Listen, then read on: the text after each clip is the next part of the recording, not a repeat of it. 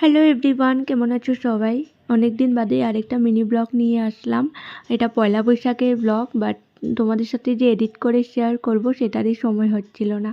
যাই হোক, সকালবেলা স্নান টান করে রেডি হয়ে চলে আসলাম দোকানে। ফার্স্টে গিয়েছিলাম ভাইয়ের দোকানে, তারপরে আমাকে সুরজ মানে আমার ভাগিনা ছেড়ে যাচ্ছে ওর দোকানে, কারণ এখন গিয়ে আমি সব কিছু রেডি করব, তারপরে ঠাকুরমশাই এসে পুজো করবে। ফার্স্টে ভাইয়ের দোকানে পুজো হয়েছিল, এখন এখানে হচ্ছে।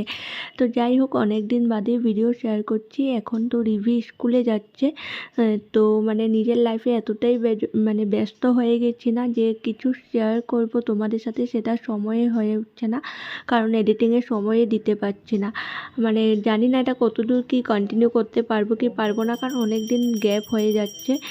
যাই হোক, আর অনেকটাই ব্যস্ত হয়ে পড়েছি নিজের লাইফে, কারণ বুঝতেই পারছো বাচ্চা স্কুলে যায়। সেই প্রথম দিন রিভি স্কুলে গেছিলো সেটারই ভিডিও শ্যুট করেছিলাম, তারপরে আর কিছু করতে পারিনি, আর সময়ও হয় না। আর যখন সময় পাই তখন মনে হয় কি একটু শুয়ে রেস্ট করে নিই, তখন আর ইচ্ছা করে না। আচ্ছা যাই হোক, এখানে আমাদের পুজো হয়ে গেছে, ঠাকুরকে রিভি সুন্দর করে প্রণাম করে নিল, এখন আমিও করে নিলাম। আর বাড়ি এসে না আর সময় পাইনি কিছু শেয়ার করার, তো লাঞ্চের মেনু তোমাদের সাথে শেয়ার করে দিচ্ছি।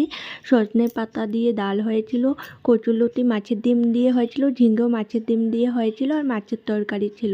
আর খাওয়া দাওয়ার পর আমি ভিডিও ক্লিপ নিয়েছিলাম না, তাই সব কিছু একটু একটুই ছিল।